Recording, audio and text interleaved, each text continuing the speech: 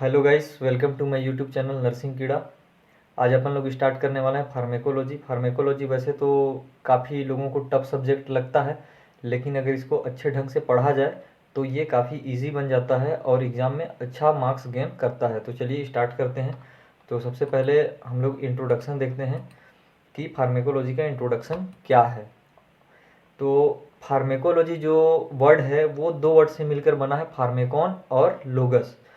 तो दोस्तों, जो फार्मेकॉन होता है उसका मतलब होता है ड्रग्स और लोगस का मतलब होता है स्टडी। यानी कि हम लोग जो ड्रग्स की स्टडी करते हैं, ड्रग्स कहने का मतलब क्या है, दवाई। यानी जो हम लोग दवाई का स्टडी करते हैं वही क्या कहलाता है, फार्मेकोलॉजी कहलाता है। यानी कि जो ड्रग्स का स्टडी इज कॉल्ड फार्मेकोलॉजी। ठीक है, आगे देखते हैं। Pharmacology is the science that deal with the study of drugs and there interaction with living system. यानी कि फार्मेकोलॉजी क्या है, साइंस है। क्या एक साइंस है जिसमें क्या किया जाता है कि ड्रग्स का स्टडी किया जाता है और जो हमारे लिविंग सिस्टम यानी जो हमारे बॉडी में ये कैसे इंटरेक्ट करता है, अपना एक्शन कैसे दिखाता है, जो भी ड्रग्स है उसका स्टडी करना ही क्या कहलाता है, फार्मेकोलॉजी कहलाता है। अभी आगे अपन लोग फर्दर ऑन डिटेल में देखेंगे कि ड्रग्स आखिर में किसे बोला जाता है। तो चलिए अब डेफिनेशन देख लेते हैं, डेफिनेशन क्या कहता है।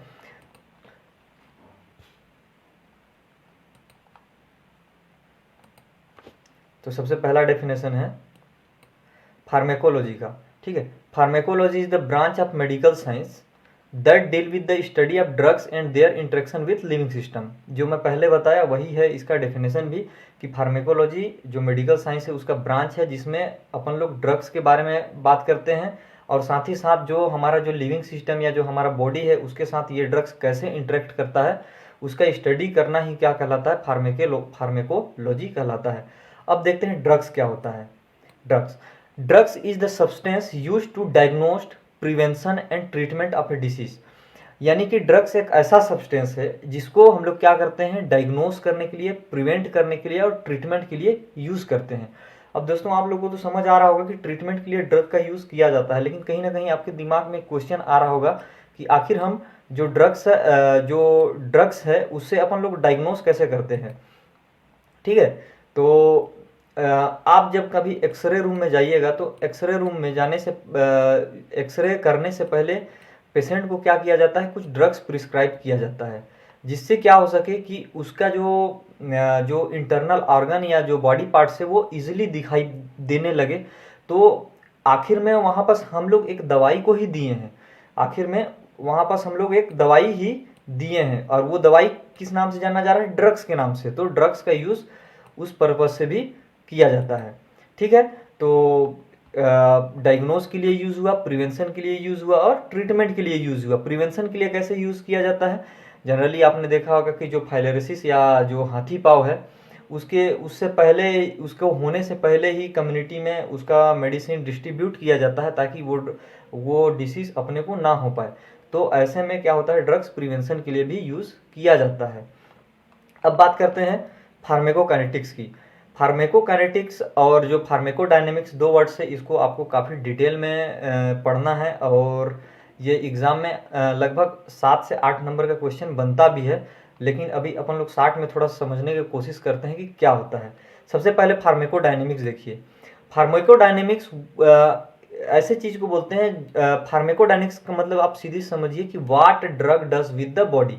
यानी कि जो हमारा ड्रग्स है, जो भी हम ड्रग्स ले रहे हैं वो हमारे बॉडी के साथ क्या क्या कर सकता है या वो कौन कैसा एक्शन दिखाएगा, उसको क्या बोलते हैं, फार्मेकोडायनेमिक्स। यानी दूसरे शब्दों में इसको क्या बोल सकते हैं, मैकेनिज्म ऑफ एक्शन।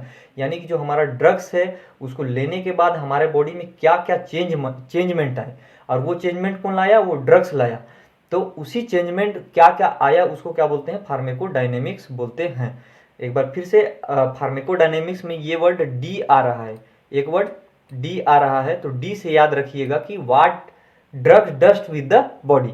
वहीं अगर दूसरी तरफ बात करूं मैं फार्मेकोकाइनेटिक्स, तो फार्मेकोकाइनेटिक्स में उसका जस्ट अपोजिट होता है कि what body does with drug. यानी कि जो ड्रग लेने के बाद हमारा बॉडी उस ड्रग के साथ क्या कर रहा है, क्या वो इरिटेशन कॉज कर रहा है या सप्रेशन हो रहा है। फॉर एग्जाम्पल जैसे मान लीजिए कि मैं अगर कोई ऐसा ड्रग्स लेता हूँ जिससे मेरे को क्या हो, वोमिटिंग कॉज हो, मेरे को ऐसे ड्रग लेना है जिससे क्या हो कि वोमिटिंग कॉज हो। जनरली पॉइजन के टाइम में ऐसे ड्रग दिया जाता है जिससे क्या हो कि वोमिटिंग हो और जो भी पॉइजन हमारे स्टमक में प्रेजेंट है वो बाहर निकल जाए।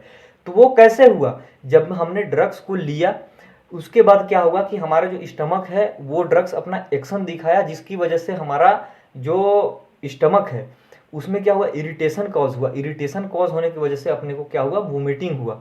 यानी कि कहने का यही मतलब है कि जो हमारा बॉडी उस ड्रग्स के अफेक्ट में क्या काम किया उसको क्या बोलते हैं, फार्मेकोकाइनेटिक्स बोलते हैं। ठीक है, आगे देखते हैं थेराप्यूटिक का मतलब क्या होता है।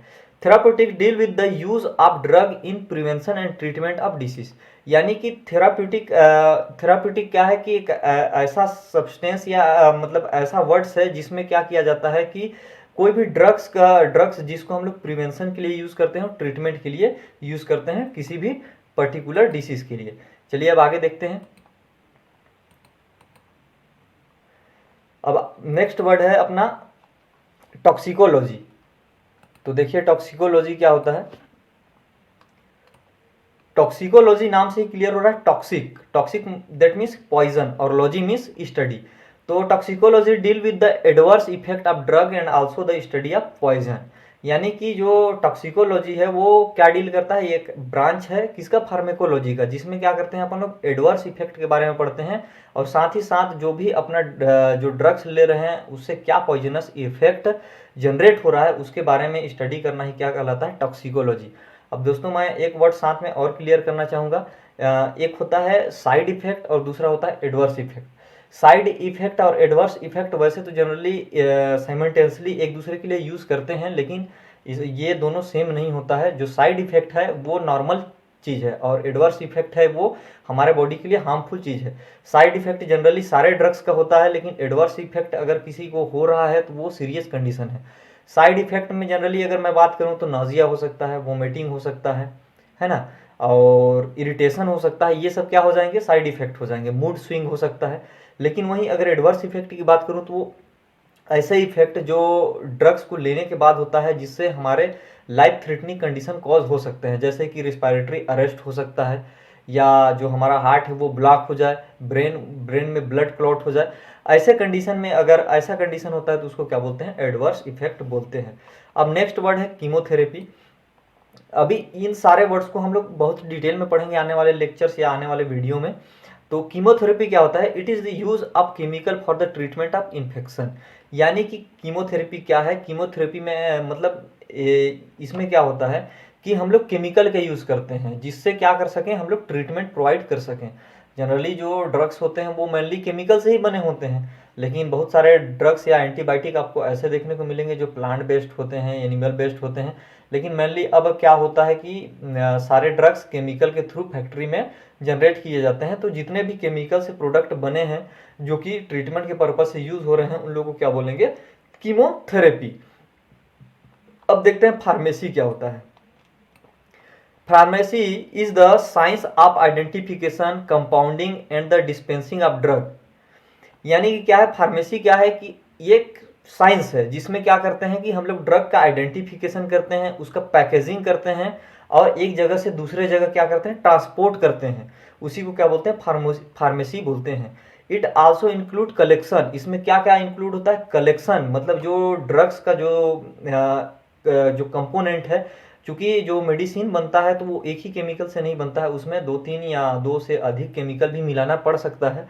तो उस केमिकल का कलेक्शन करना, उसको आइसोलेट करना, उसको प्यूरिफाई करना और उसको सिंथेसाइज करना और स्टैंडर्डाइजेशन मेडिकल सब्सटेंस का यूज़ करना और उसके लिए एक पर्टिकुलर पॉलिसी बनाना भी किस में आता है, फार्मेसी में आता है। अब देखते हैं next word, pharmacopoeia. Pharmacopoeia is the official publication containing a list of drug and medical preparation. Pharmacopoeia क्या है, ब्रांच है किसका, फार्मेसी का, जिसमें क्या करते हैं, ऑफिशियल पब्लिकेशन करते हैं, जिसमें क्या होता है कि जो ड्रग्स है उसका लिस्ट होता है, जो ऐसे ड्रग्स जिसको अपन लोग यूज़ कर सकते हैं। आपने सुना होगा कि जो नीमोसाइड है वो इंडिया में बैन है, यानी कि उसको डॉक्टर प्रिस्क्राइब नहीं कर सकता है। तो वो जो रूल रेगुलेशन है वो कहाँ से आया है, फार्मेकोपिया से आया है। ठीक है, चलिए आगे बढ़ते हैं। अब देखते हैं सोर्सेस ऑफ ड्रग। अब अपन लोग जान लिए कि जो ड्रग्स यानी कि जो फार्मेकोलॉजी क्या होता है, ड्रग्स क्या होता है, और फार्मेसी क्या होता है, और कीमोथेरेपी क्या होता है। अब देखते हैं कि आखिर में ये जो ड्रग्स है जो जो कि अपने को डायग्नोसिस, प्रिवेंशन और ट्रीटमेंट के लिए यूज़ होता है, इसका सोर्सेस कहाँ से प्राप्त होता है अपने को, यानी कि ये ड्रग्स मिलते कहाँ से हैं। तो चलिए देखते हैं sources of drugs. The source of drug could be natural और सिंथेटिक। क्या हो सकता है, जो अपना जो ड्रग का सोर्स है वो या तो नेचुरल रूप से हो सकता है, या उसको हम लोग फैक्ट्री में बना सकते हैं। फैक्ट्री में बनाने के प्रोसेस क्या बोलते हैं, सिंथेसिस या सिंथेटिक। तो जो अपना ड्रग्स है वो नेचुरली प्राप्त किया जा सकता है या सिंथेटिक उसको बनाया जा सकता है। अब देखिए कि नेचुरल सोर्सेस में क्या क्या चीज़ से ऑब्टेन किया जाता है। तो जो natural resource drug can be obtain from, natural resource drugs कहाँ से ऑब्टेन करते हैं। पहला तो अपन लोग प्लांट से ऑब्टेन कर सकते हैं, फिर एनिमल से ऑब्टेन कर सकते हैं, या हमारे जो नेचर है उसमें मिनरल्स पाए जाते हैं, मिनरल से ऑब्टेन कर सकते हैं, या माइक्रो ऑर्गेनिज्म है उससे ऑब्टेन कर सकते हैं, या फिर ह्यूमन बींग से ऑब्टेन कर सकते हैं। तो सबसे पहले प्लांट से बने ड्रग्स कौन कौन से हैं। एट्रोपिन, अभी आप आगे जाके पढ़िएगा कि एट्रोपिन एक लाइफ सेविंग ड्रग है जो बहुत सारे पर्पस के लिए यूज़ किया जाता है। उसके अलावा मैं बात करूँ मॉर्फिन की, क्विनिन की, डिजॉक्सिन की, ये सारे ड्रग्स किससे ऑब्टेन किया जाते हैं, प्लांट से बनाए जाते हैं। वहीं दूसरी तरफ अगर एनिमल की बात करें तो एनिमल से इंसुलिन निकाला जाता है। इंसुलिन का यूज़ डायबिटीज़ मेलाइटिस के पेशेंट में किया जाता है। वो दूसरी तरफ हेपेरिन, गोनेडोट्रोपिन जो हार्मोन होता है उसको भी एनिमल के थ्रू निकाला जाता है, और एंटीटॉक्सिक सीरा जो होता है उसको भी एनिमल से ऑब्टेन किया जा सकता है। उसके बाद है मिनरल्स से भी बहुत सारे ड्रग्स पाए जाते हैं। जैसे अगर एग्जांपल की बात करूं तो मैग्नीशियम सल्फेट हो गया, एल्युमिनियम हाइड्रोक्साइड हो गया, आयरन सल्फेट हो गया, आदि आदि। वहीं माइक्रो ऑर्गेनिज्म से बात करूं तो माइक्रो ऑर्गेनिज्म से क्या होते हैं, जो जनरली जो एंटीबायोटिक बनते हैं वो क्या होते हैं कि माइक्रो ऑर्गेनिज्म से ऑब्टेन किया जाता है। जो देखिए क्या बोल रहा है, एंटीबैक्टीरियल एजेंट, यानी कि एंटीबैक्टीरियल कहने का मतलब क्या है कि जो बैक्टीरिया को मारे ऐसे agent are obtain from some bacteria. किससे ऑब्टेन किया जाता है, बैक्टीरिया से ऑब्टेन किया जाता है। एंड फंगाई, किससे, बैक्टीरिया और फंगाई से ऑब्टेन किया जाता है। एग्जाम्पल के लिए बात करें तो पेनिसिलिन हो गया, सिफेलोस्पोरिन हो गया, टेट्रासाइक्लिन हो गया, और अदर एंटीबायोटिक और भी बहुत सारे हैं जिसको भी आने वाले वीडियो में अपन लोग पढ़ने वाले हैं। दोस्तों जो पेनिसिलिन है वो पेनिसिलिन दुनिया का पहला एंटीबायोटिक है, और ये पहला एंटीबायोटिक है जो दुनिया में बना था। उसके बाद तो बहुत सारे एंटीबायोटिक आ गए, और अब काफ़ी इससे अफेक्टिव और काफ़ी अच्छे एंटीबायोटिक अवेलेबल है मार्केट में। अब नेक्स्ट है ह्यूमन बींग से भी ड्रग्स को ऑब्टेन किया जाता है। जैसे कि इम्यूनोग्लोबिन हो गया। इम्यूनोग्लोबिन आपने अभी जनरली कोविड के टाइम पे क्या हुआ था कि जो सीरा कोई पेशेंट अगर कोरोना से सफ़र करने के बाद वो ठीक हो गया था तो उससे क्या लिया जाता था, उसका सीरम ले लिया जाता था। तो उस सीरम में क्या होता था, इम्यूनोग्लोबिन प्रेजेंट होता था जो कि कोरोना से फाइट करने में हेल्प करता था। हालांकि ये उतना कारगर नहीं रहा जितना इसका उम्मीद करते थे, लेकिन फिर भी इसका रिजल्ट देखने को मिला था, और काफ़ी अच्छा रिजल्ट देखने को मिला था। चूँकि इम्यूनोग्लोबिन निकालना मतलब हर एक बॉडी से इतना आसान नहीं है। ऊपर से वो जो पर्सन है जो डोनेट कर रहा था अपना जो सीरम, वो ऑलरेडी डिसीज से सफ़र करके निकला है। तो इससे जो पेशेंट में देखा गया कि जो भी कोरोना से ठीक होकर बाहर निकला था वो काफ़ी वीकनेस महसूस कर रहा था, इसलिए इसको कुछ दिनों के बाद इसका जो यूज़ था उसको बंद कर दिया गया। तो इम्यूनोग्लोबिन को उस समय अपन लोग क्या किया कि जो सीरम है उससे निकाले, यानी ब्लड के जो सीरम वाले पार्ट से उससे इम्यूनोग्लोबिन अपन लोग निकाले। इम्यूनोग्लोबिन क्या है, जो एक फाइट करने में हेल्प करता है। तो उसको जब हम लोग दूसरे पेशेंट के बॉडी में इंजेक्ट किए तो उससे क्या मिला अपने को, उस डिसीज से प्रिवेंट करने में हेल्प मिला, या उस डिसीज से फाइट करने में थोड़ी सी हेल्प मिली। यानी कि वो भी एक ड्रग्स का काम किया, क्योंकि अपन लोग अभी ड्रग्स का डेफिनेशन पढ़े हैं कि ड्रग्स ऐसे सब्सटेंस होते हैं जो डायग्नोसिस, प्रिवेंशन और ट्रीटमेंट के लिए यूज़ करते हैं। तो आखिर में जो इम्यूनोग्लोबिन था वो ट्रीटमेंट के लिए यूज़ हुआ, तो इसीलिए इम्यूनोग्लोबिन को भी अपन लोग ड्रग्स के कैटेगरी में रखते हैं। ठीक है, तो एक बार फिर से रिपीट करता हूं कि जो सोर्सेस ऑफ ड्रग है वो नेचुरल और सिंथेटिक रूप से पाया जाता है। अगर नेचुरल की बात करूं तो नेचुरल रिसोर्स में आपके प्लांट्स, एनिमल और मिनरल, माइक्रो ऑर्गेनिज्म और ह्यूमन बीइंग के थ्रू मतलब ड्रग्स ऑब्टेन किया जा सकता है। वहीं अब बात करते हैं सिंथेटिक की। सिंथेटिक जो सोर्स है वो सिंथेटिक सोर्स में क्या होते हैं कि जो भी ड्रग्स है उसको अपन लोग फैक्ट्री से प्रोड्यूस करते हैं और केमिकल का यूज़ करके इसको बनाया जाता है। और जो मोस्टली आजकल के ज़माने में क्या हो रहा है कि सिंथेटिक ड्रग्स ही ज़्यादा यूज़ हो रहा है, क्योंकि जो नेचुरल ड्रग्स है उसको ऑब्टेन कर पाना थोड़ा अब इजीली नहीं रह गया है, क्योंकि धीरे धीरे अब क्या हो रहा है कि जो हमारा इन्वायरमेंट है वो चेंज हो रहा है। और दूसरी ओर अगर सिंथेटिक ड्रग्स का अपन लोग यूज़ कर रहे हैं तो इसका जो फार्मेशन है या जो इसका बनाने की विधि है वो ज़्यादा इजी है और कम समय में ज़्यादा से ज़्यादा प्रोडक्शन इसका हो सकता है। इसीलिए अपन लोग अब मॉडर्न मेडिकल में सिंथेटिक सोर्स का ज़्यादा यूज़ करते हैं। देखिए क्या बोल रहा है, most of the drugs are synthesised. Example के लिए क्यूनोलोन ले लीजिए जो आपका एंटी मलेरियल ड्रग्स है, फिर ओमेप्राजोल हो गया, सल्फोनामाइड हो गया, इत्यादि इत्यादि। यानी कि जो अभी जो जनरली यूज़ हो रहे हैं वो जो जितने भी ड्रग्स यूज़ हो रहे हैं वो सिंथेसाइज्ड फॉर्म में हाँ, यानी कि फैक्ट्री से बने हुए ड्रग्स हैं। Many drugs are obtain from cell structure.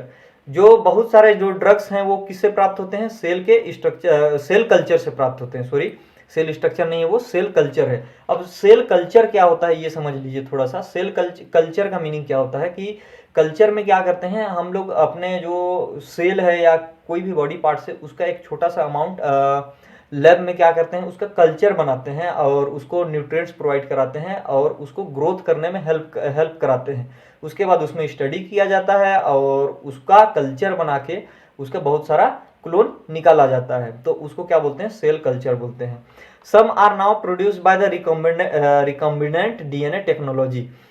जो कुछ ड्रग्स हैं वो किससे निकालते हैं, रिकम्बिनेंट डीएनए टेक्नोलॉजी के थ्रू निकालते हैं। अब आप सोच रहे होंगे कि रिकम्बिनेंट डीएनए टेक्नोलॉजी क्या होता है, तो ये आजकल का मॉडर्न टेक्नोलॉजी है जिसमें क्या करते हैं कि जो डीएनए का छोटा सा जीन है उसको लेते हैं और उसको हल्का सा कट करके उसके और भी जो बॉडी पार्ट्स हैं उसको डेवलप कराते हैं और उससे एक नया ड्रग बनता है जो कि उस पर्टिकुलर एजेंट से लड़ने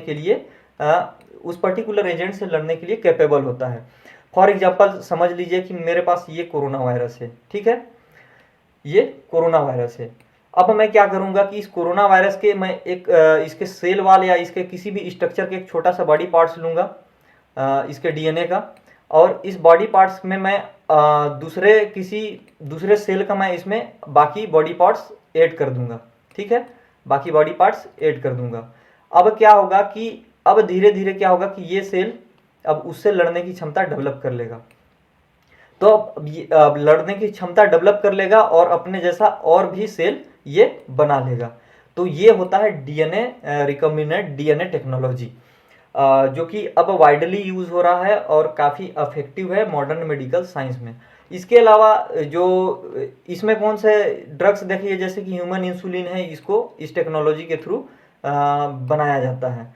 और जो कुछ ड्रग्स हैं वो हाइब्रिडोमा टेक्निक्स के थ्रू बनाया जाता है। हाइब्रिडोमा कहने का मतलब है कि आप इसको सीधे सिंपल शब्दों में समझिए कि हाइब्रिड मतलब क्या होता है कि जब दो टाइप्स की चीज़ों को एक साथ मिलाया जाता है तो कुछ तीसरा उससे इफेक्टिव बनता है। जैसे कि जो धान का सीड्स होता है उसको क्या करते हैं कि दो टाइप्स के सीड्स को क्रॉस करा के जो तीसरा प्लांट बनता है वो ज़्यादा प्रोडक्शन वाला और हाईली इफेक्टिव जो धान है वो बनता है। उसी तरह से हाइब्रिडोमा टेक्निक्स के थ्रू ड्रग्स को बनाया जाता है, ठीक है।